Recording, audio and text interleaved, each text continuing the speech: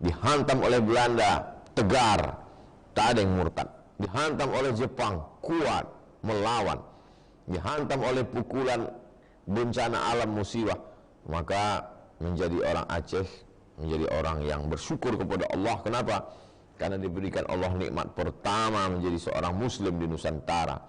Ulama-ulama dari Jazirah Arab, dari Gujarat, India, menginjakkan kaki ke permukaan bumi kemari.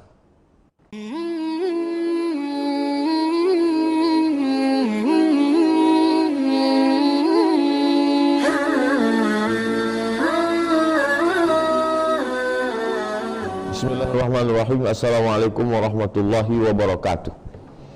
Alhamdulillah wassalatu wassalamu ala Rasulillah sayyidina wa maulana wa syafi'ina wa dzukhrina Muhammad wa ala alihi wa sahbihi wa man da'a bi da'watihi wa istanna bi sunnatihi ila yaumi liqa'i rabbih.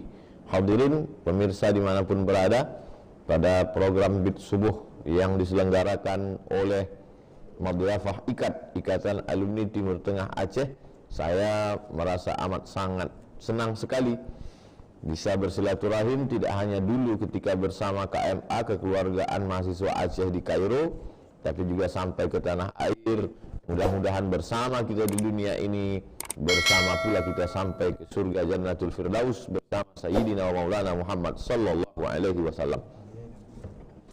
Kemudian dalam refleksi tsunami Aceh 16 tahun antara harapan dan tantangan, maka saya ringkas dalam 3 poin. Poin yang pertama menunjukkan bahwa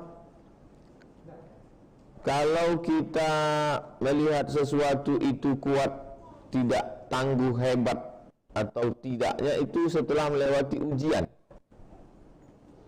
Ahasiban nasu, a'udzubillahi minasyaitonir rajim. Ahasiban nasu ayyutraku ayyaqulu amanna wa hum la yuftanun.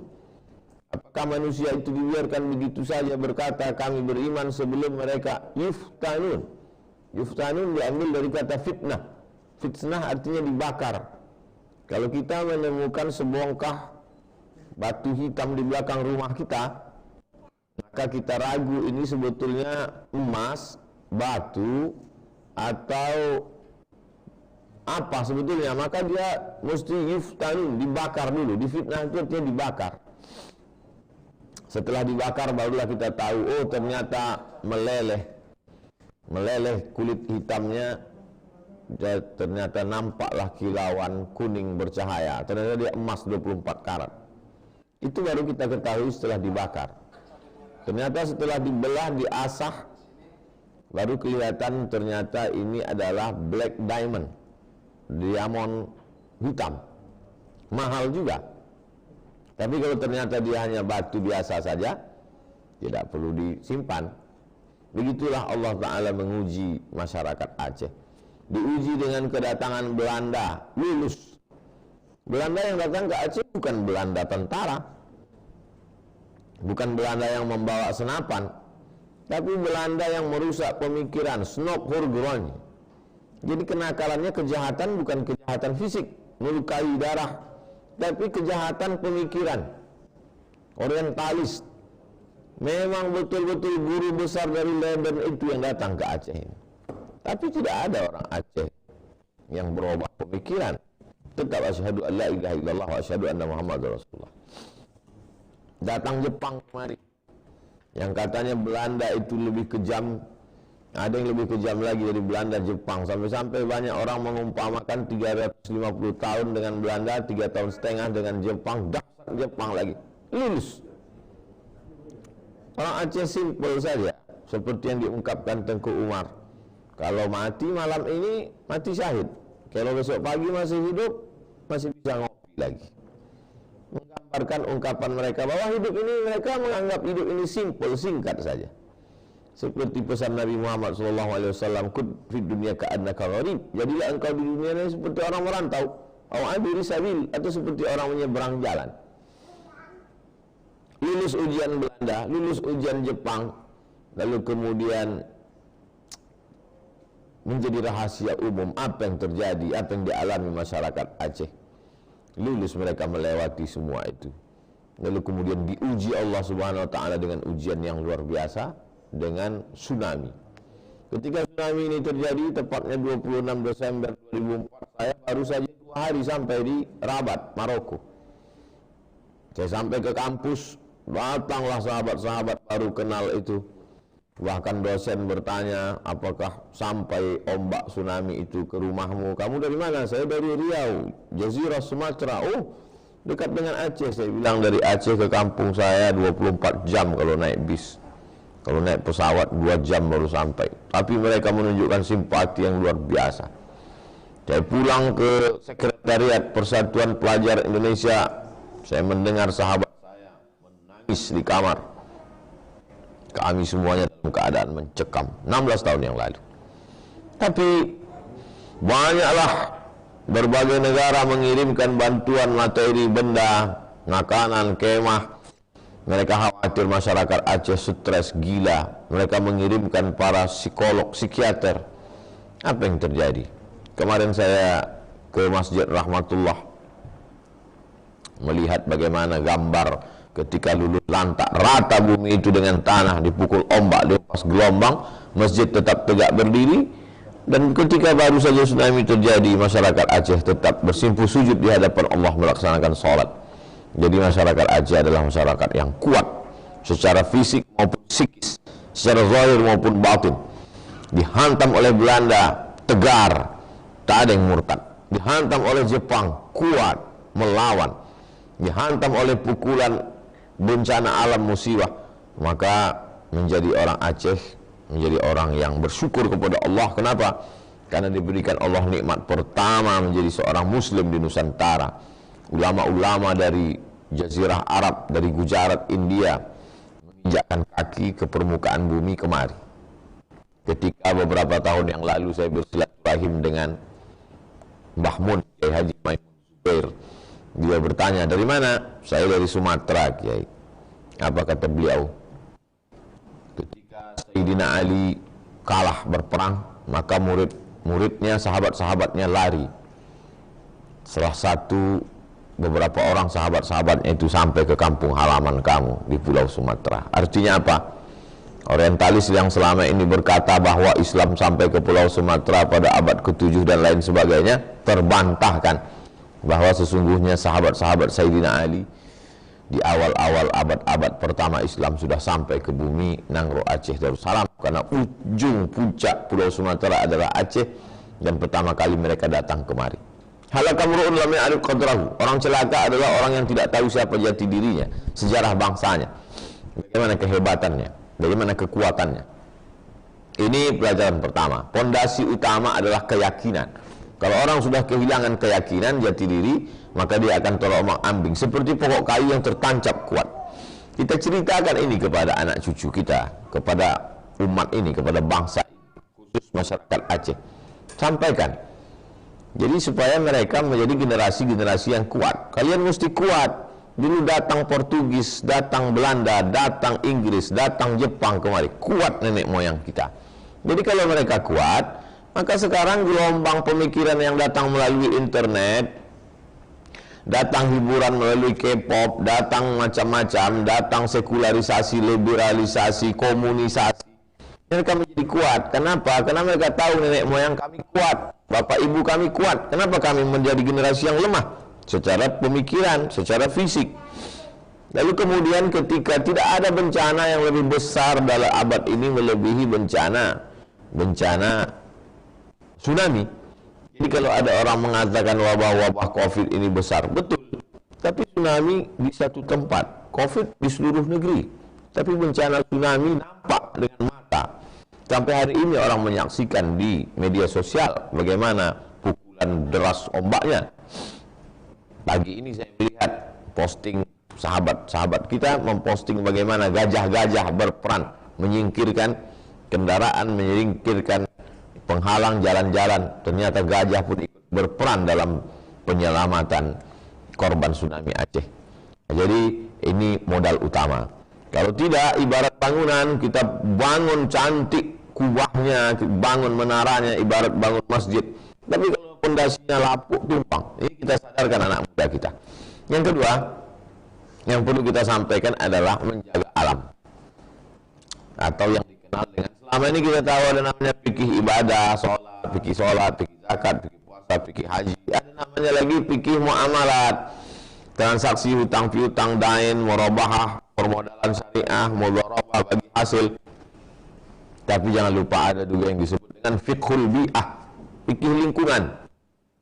Bahwa tsunami datang, ya, saya berkunjung ke Badan Penanggulangan Bencana Alam, BNPB.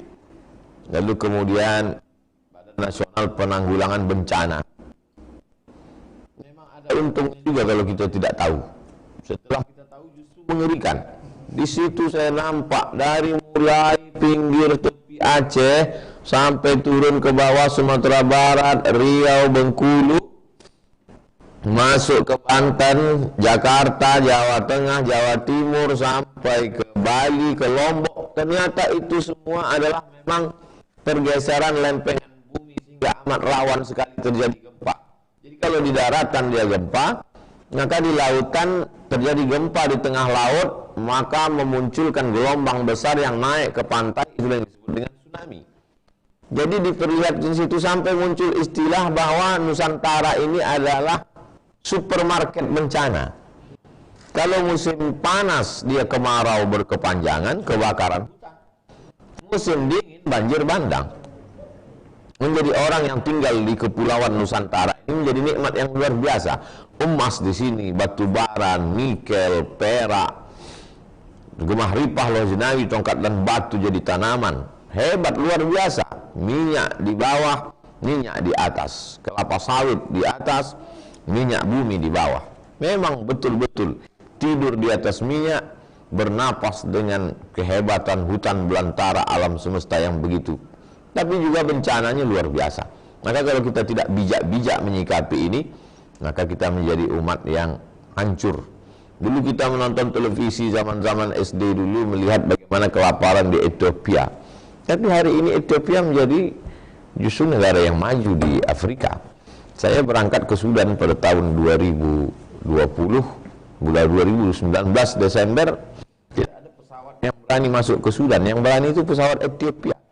Transit di Addis Ababa, saya masih bayangan ketika SD dulu. Ethiopia yang kelaparan, Ethiopia yang kurus kering, ternyata hijau, cantik, indah. Jadi kita bisa merubah alam semesta ini karena kita diberikan Allah Subhanahu wa taala, dipinjamkan nikmat kudrat iradat. Inna sam'a, dengar baik-baik. Wal basar, pandang baik-baik. Wal fuad, pikirkan, renungkan baik-baik. Inna sam'a wal basar wal fuad kullu ulaika kana anhu mas'ula, semua akan disoal, ditanya di hadapan Allah Subhanahu wa ta'ala. Jadi memang untuk menjaga alam semesta ini jangan sampai itu akibat perbuatan tangan kita. Zaharal fasadu fil barri wal bahri, terjadi kerusakan fil barri di daratan, wal bahri di lautan, bima kasabat aydin nas, akibat ulah-ulah tangan-tangan jahat manusia. Sudah bagus itu gunung, pokok kayunya itu dengan akar-akar yang kokoh menahan batu-batu, tiba-tiba dipotong, diambil illegal logging hanya untuk mengambil kepentingan sesaat. Hancurlah hutan belantara. Kalau sudah pokok kayu di hutan itu hancur, maka akar-akar kayunya mati sehingga batu-batu menggelinding ke bawah, terjadi longsor, jalan putus, maka makanan tidak bisa sampai ke kampung halaman kita. Lalu kemudian air tanah tidak bisa tertahan, banjir bandang, hancur semuanya. Musim panas, kemarau panjang sehingga asap di mana-mana, rusak. Berapa generasi kita yang dadanya oksigen rusak paru-parunya gara-gara kebakaran hutan. Lalu kemudian pada musim hujan pula banjir bandang sehingga hancurlah semuanya. Maka dalam Islam diajarkan man qata'a sidratan, siapa yang memotong sebatang pohon sidir, sawwaballahu ra'sahu finnar, disungkurkan kepalanya ke dalam api neraka. Sebatang pohon sidir kau potong, maka disungkurkan Allah kepalamu ke dalam api neraka. Di salah satu posting Instagram saya melihat ada jalan lurus, tiba-tiba jalan itu melengkung, aspal di tengah gurun pasir lurus, tiba-tiba melengkung di tengah jalan hanya karena tidak mau memotong sebatang pokok kayu. Subhanallah, Masya Allah, Tabarakallah. Tidak negara Islam. Kalau di tempat kita jalan itu diluruskan, pokok kayunya ditumbang. Ini justru aspalnya dibuat melengkung hanya karena tidak mau memotong pokok kayu.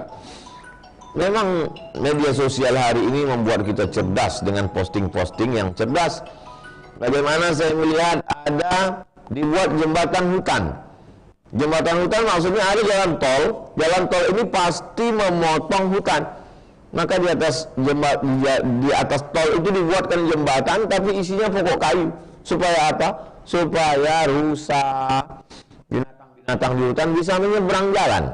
Bukan di negara Islam. Maka beberapa sahabat mengirim itu, saya jawab pendek saja. Mereka Islam tapi tidak Muslim. Jawaban saya itu bukan jawaban dari Abdul Somad, itu ucapan dulu Syekh Abdul Halim Mahmud ketika pada tahun 1940-an beliau ke Sorbonne, Prancis menyelesaikan S1-nya. Lalu kemudian kata beliau, di Eropa, di Prancis aku menemukan Islam tapi aku tidak berjumpa dengan Muslim. Di kampung halamanku aku bertemu dengan Muslim tapi tidak mengamalkan Islam. Mengaku sholat, puasa rajin, tapi tangan memotong hutan. Padahal dalam ajaran Islam dikatakan man qata'a sidratan, siapa yang memotong sebatang pokok kayu dengan tidak ada tujuan apapun, sawwallahu ra'sahu finnar, disungkurkan Allah kepalanya ke dalam api neraka. Dulu beberapa tahun yang lalu saya melihat banyak baliho banner di pinggir-pinggir jalan panjang, one man one tree. Satu orang menanam satu pokok kayu. One man one tree. Dinas Kehutanan. Ternyata itu iklan dari kehutanan supaya setiap orang reboisasi, penghijauan hutan. Gundul sudah.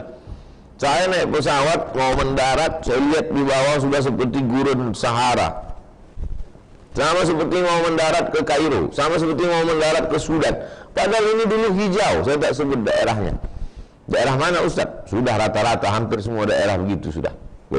Saya pergi ke suatu daerah perbukitan yang cantik, gundul. Kemana pokok-pokok kayu ini? Habis diluluh lantakkan oleh tangan-tangan manusia. Sejahat-jahatnya gajah, paling 1, 2, 3 pokok kayu yang dia cabut, dia tumbangkan satu hari. Tapi manusia dengan tanda tangannya, dengan proyek programnya, dengan izin-izin menghancurkan hutan belantara, maka hancurlah alam semesta. Padahal dalam Islam diajarkan, idza waqa'at ala ahadikumul qiyamah, kalau kamu sudah mau mati, wa fi yadihi fasilah, di tanganmu ada bibit korma, falyughrisha, tanamkan. Kamu sudah mau mati menghadap Allah, tapi di tanganmu ada bibit korma, maka tanamlah. Tujuannya untuk apa? Supaya hijau. Seandainya Nabi Muhammad SAW itu lahir di Nusantara, lalu ada program menanam sebelum mati, tidak heran menanam sebelum mati. Tapi ini yang membuat program ini adalah Nabi Muhammad SAW yang tinggal di kota Makkah, kota Madinah. Kita tahu bagaimana kering kerontang.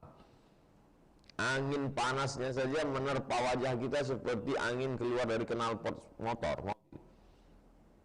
Kalau setiap satu batang pohon korma mesti ada satu keran air. Cobalah kita waktu pergi umrah haji. Setiap batang pohon korma mesti ada satu keran air. Tapi pesan Nabi, bagaimana pesan Nabi SAW? Idza waqa'an ala ahadikumul qiyamah, kalau kamu sudah mau mati meninggal dunia, wa fi yadihi fasilah, di tanganmu ada bibit korma, falyughrisha, tanamkanlah. Walaupun kau tak sempat memakan manisnya, tak sempat bernaung di bawah daunnya yang rimbun, yang rindang, tapi itu akan menjadi amal soleh. Ma min muslimin yarbisu gharsan, ma min muslimin yazra'u zar'an, seorang muslim yang menanam tanaman, fata'kuluhu tayrun, lalu tanamannya itu berbuah dimakan oleh burung, au bahimatun, dimakan oleh hewan, kambing, sapi, kerbau, au insanun, dimakan oleh manusia, maka itu menjadi sedekah bagi dia. Sedekah bukan hanya sedekah santunan anak yatim yang diberikan setiap bulan puasa Ramadan.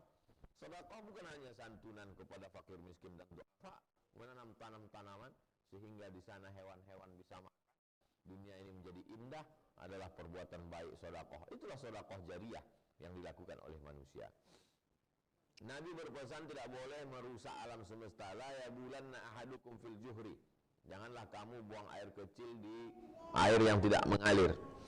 Maaf, buang air kecil limbah pribadi. La yabulanna ahadukum fil ma'id da'im la yajri. Jangan kamu buang limbah di air tergenang yang tidak mengalir. Kalau limbah pribadi saja tidak boleh dibuang ke air yang tidak mengalir. Limbah pribadi, hanya maaf, air seni, air kencing. Bagaimana dengan limbah pabrik yang mematikan anak-anak ikan? Habislah semua ekosistem alam, rusak. Ketika keluar air jatuh ke sungai, berbuih sungai. Berapa kali saya berkunjung ke satu daerah, masyarakat mengenalkan, Ustaz Somad, dulu masa-masa kecil kami mandi hujan, kami masih mandi di sini. Sekarang airnya sudah kalau dipakai, kenapa orang kena kanker kulit? Apa salah mereka yang makan ikan tiba-tiba kena, ternyata ikannya sudah terkontaminasi oleh limbah-limbah pabrik, akhirnya rusaklah alam semesta. Di mata ikan tidak bisa mereka membedakan mana ubur-ubur, mana plastik. Bayangkan ikan yang sangat kelaparan melihat plastik bening lalu dia telan. Sampai hari ini buaya yang viral di lehernya ada ban, dan tidak ada satupun pakar buaya, pawang buaya dari barat mau mencoba melepaskan ban dari leher buaya, tak bisa dilepas sampai hari ini. Siapa yang membuang sampah ban limbah itu ke sungai? Padahal ini ban dengan plastik ratusan tahun tidak hancur. Saya baru saja pulang dari Kepulauan Karimata, 4 jam naik speed cepat dari Pontianak sampai ke sebuah pulau, Pulau Mentangor namanya. Tidak ada penghuni pulau itu, hanya satu orang saja penghuninya, Pak Long namanya. Di situ beliau mengabdikan dirinya. Sudah berapa lama Bapak menjaga pulau ini? Sudah 40 tahun Pak Ustadz. Anak istrinya tinggal di situ. Menjaga supaya orang jangan sampai mencuri telur-telur penyu. Kami pun berjalan di tepi pantai. Apa yang kami lihat? Ternyata orang yang membuang sampah di laut-laut mana, tapi ternyata yang menjadi korbannya adalah orang-orang yang berada di pulau. Berseraklah di pantai itu botol-botol dari luar negeri. Kami cek satu-satu botol. Oh, dari negara sendal, sepatu dan lain sebagainya. Bersaranglah kerang-kerang kecil di sendal-sendal itu.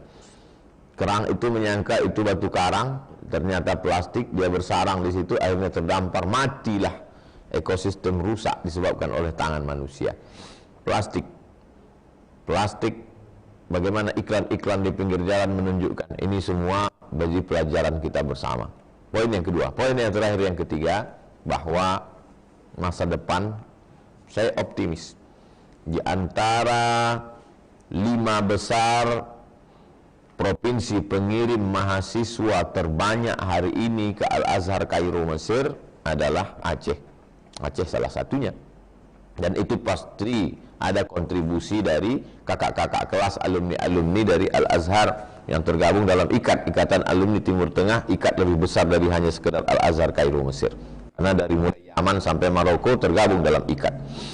Artinya apa? Kalau Aceh dikenal dengan agama Serambi Mekah, dayahnya banyak, santrinya ratusan ribu, para abu, para abi, alim ulama, para tengku, profesor, doktor di bidang ilmu agama tidak kekurangan satu apa. Baik itu tradisional baca kitab kuning maupun alumni Timur Tengah, di sini semua pakar-pakarnya. Kenapa aspek ilmu agama ini yang saya sorot pertama? Karena Nabi SAW berkata, "Mayuridillahu bihi khairan yufaqihu fid din." Kalau Allah mau orang itu baik, maka didalamkannya ilmu agamanya. Jadi kalau dulu bumi ini, masyarakat Aceh ini bangga dengan Syekh Abdul Wahab As-Singkili, Syekh Hamzah Al-Fansuri, dengan para ulama Syekh Samsuddin As-Sumatrani, Syekh Nuruddin Ar-Raniri, maka hari ini juga kebanggaan itu tidak luntur. Kenapa? Karena dayah, abu, abi, tengku, alumni Timur Tengah banyak.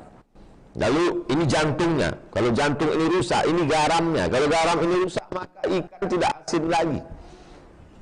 Seperti sindiran Nabi Isa kepada bangsa Yahudi. Kenapa ikan itu mati, pendeta Yahudi? Kata pendeta Yahudi, ikan itu, kenapa ikan itu busuk, wahai pendeta Yahudi? Kata pendeta Yahudi menjawab kepada Nabi Isa, karena ikan itu sudah mati. Bukan. Banyak ikan mati, tapi tak busuk. Dia busuk karena garam itu sudah tidak asin lagi. Insya Allah masyarakat Aceh tidak akan membusuk pikirannya, tidak akan membusuk otaknya. Kenapa? Karena garam masih asin. Masih ada yang menyelamatkan daging-daging ini dari bakteri-bakteri busuk, karena masih ada garam yang masih asin. Itulah para ulama. Nabi sudah tidak ada lagi, la nabiyya ba'dah, tapi al ulama warasatul anbiya. Dan masyarakat Aceh mengikut para ulama. Saya bukan orang Aceh, tapi kalau saya berceramah, berdakwah ke Aceh, dari cara mereka bersalam menyalami saya, dari cara masyarakat merespon saya, dari cara mereka menyikapi saya, dari komen-komen mereka di Instagram beberapa hari ini saya posting, lihatlah komennya bagaimana mereka menghormati, memuliakan. Padahal saya tidak menganggap diri saya ulama, saya hanya orang yang cinta kepada para ulama, bersilaturahim kepada para ulama. Lalu kemudian aspek pengetahuan umum, dari mulai ekonomi, politik, sosial, budaya, pertahanan, keamanan, khusus syariat Islam, maka ini peluang yang luar biasa. Di mana ada dinas syariat Islam, di mana ada polisi syariat wilayah Hizbah, di mana ada mahkamah syariah yang bisa memutuskan tidak hanya perkara terjadi pengkerdilan hukum Islam oleh Belanda, sehingga Islam hanya mengatur masalah keluarga saja. Adapun masalah pidana, masalah ekonomi diatur oleh hukum konvensional, tapi ada perlakuan khusus untuk mahkamah syariah di bumi Aceh, Nangro Aceh Darussalam, yaitu bisa mengatur masalah jinayah, masalah pidana Islam. Lalu kemudian ekonomi syariah dengan hebat leluasanya, salah satu keberhasilan bagaimana bank pembangunan daerah bisa berubah menjadi bank syariah. Lalu kemudian penerapan pelaksanaan lembaga keuangan syariah, bagaimana sepakat semua tokoh-tokoh masyarakat Aceh mengeluarkan kanun, di daerah lain disebut dengan perda, peraturan daerah, mengeluarkan penerapan syariah, sehingga semua yang beragama Islam selamat dari makan riba. Yamhaqullahu riba wa yurbis sadaqat. Orang yang tidak meninggalkan riba, apa kata Allah Subhanahu wa taala, fa'zanu bihabbin minallahi wa rasulih, maka berarti dia sudah mengizinkan untuk berperang dengan Allah. Berperang bukan dengan Amerika, bukan dengan Jepang, berperang dengan Allah Subhanahu wa taala. Nauzubillah, tak akan pernah menang melawan berperang dengan Allah dan Rasulullah sallallahu alaihi wasallam. Maka 3 poin ini, pertama pondasi yang kuat, yang kedua jaga keseimbangan alam, yang ketiga ada masa depan yang cerah, karena yang tidak ada di tempat lain. Aceh lebih dulu, dari mulai berislam lebih dulu, bersyariah lebih dulu, dan menerapkan syariah dalam dunia tatanan demokrasi lebih dulu. Maka jangan sampai kita hilangkan kesempatan baik ini. Saya kira 30 menit ini 3 poin itu saya sampaikan sebagai pengantar dialog kita di pagi yang berkah. Terima kasih, saya kembalikan ke moderator. Wassalamualaikum warahmatullahi wabarakatuh. Waalaikumsalam warahmatullahi wabarakatuh. Maulaya salli wa sallim daiman abada